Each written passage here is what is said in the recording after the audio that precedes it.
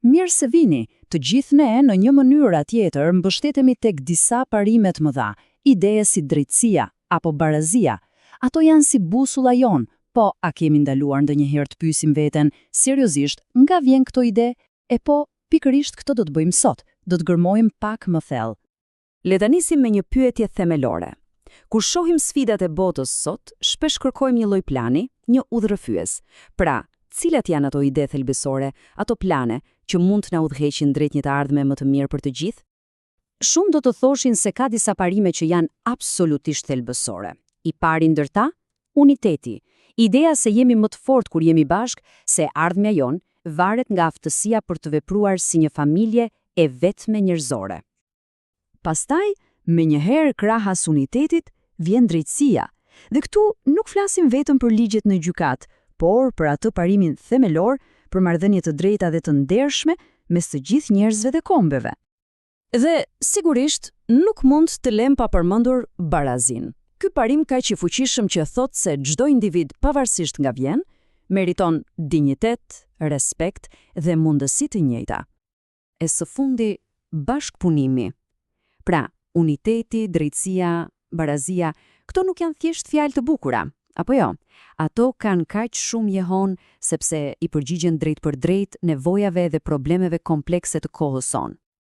Mirë, pra, i kemi këto parime të mrekullueshme, por pyetja e vërtet, pyetja që shkon në thelb është kjo. Nga burojnë këto ide kaq të fuqishme? Këtu, pikërisht këtu fillon thelbi i kërkimit ton. Shumë shpesh, ne supozojmë se idetë e mëdha thjesht shfaqen, sikur bien nga qielli. Por kur e shikon më thellë, e vërteta është krejt ndryshe. Ato ka një burim të identifikueshëm, ka një histori konkrete. Asnjë ide nuk ekziston në një vakum. Dhe këtë citim e përmbledh në mënyrë perfekte. Idetë që transformojnë botën nuk janë aksidente. Ato u artikuluan, u jetuan dhe u transmetuan nga individ specifik në momente specifike të historisë. Dhe pse duhet na interesoj burimi, pse ka kaq shumë rëndësi? Sepse të kuptosh origjinën e një ideje na lejon ta vlerësojmë atë plotësisht. A është koherente, a ka thellësi, dhe ndoshta më e rëndësishmja, a ka fuqinë për të frymëzuar ndryshime që zgjasin? Dua ta bëj të qartë, qëllimi këtu nuk është të bindim dikë për diçka, as pak. Kjo është thjesht një ftesë për të reflektuar së bashku mbi këtë çështje kaq të rëndësishme. Dhe kjo na çon në një pyetje krejt logjike. Nëse jemi dakord që parime si uniteti dhe drejtësia janë thelbësore, pra jetike për të ardhmen, a nuk është plotësisht legjitime që të hetojmë rrënjët e tyre në mënyrë serioze dhe sistematike? Dhe kështu, këtu fillon një rrugë e re hetimi.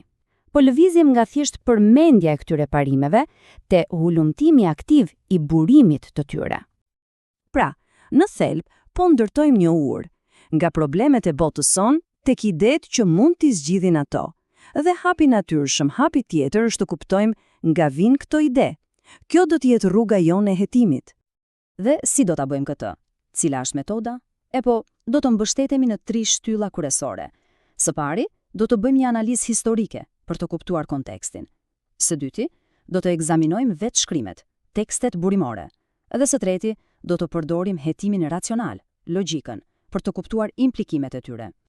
Fokusi ynë do të jetë shumë i qartë dhe i prerë. Do të përqendrohemi reptësisht tek idetë, tek tekstet burimore dhe tek implikimet e tyre, duke mbajtur një qasje sa më të pastër dhe analitike të jetë e mundur. Dhe kështu, mbetemi me këtë mendim përfundimtar, me këtë pyetje.